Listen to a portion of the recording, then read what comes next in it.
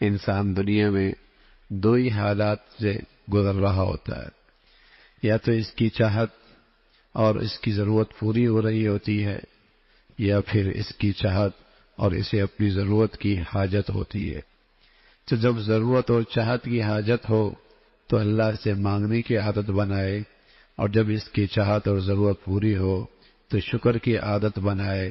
شکر اور دعا یہ دونوں چیزیں ایسی ہیں جو اسے نجات دلانے والی۔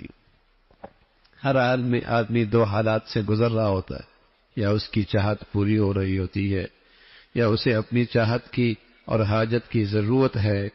تو جب ضرورت ہے تو مانگنے کی عادت بنائے، دعا کی عادت بنائے، اور جب اس کی حاجت اور خواہش پوری ہو رہی ہے تو شکر کی عادت بنائے۔ شکر بھی بہت بڑی دولت ہے اور بہت بڑی عبادت ہے، اور دعا بھی بہت بڑی عبادت ہے۔ ان دونوں کو زندگی میں لے چلے گا تو سچ یہ ہے کہ دنیا بھی بڑی خوشگوار رہے گی اور آخرت بھی بڑی خوشگوار۔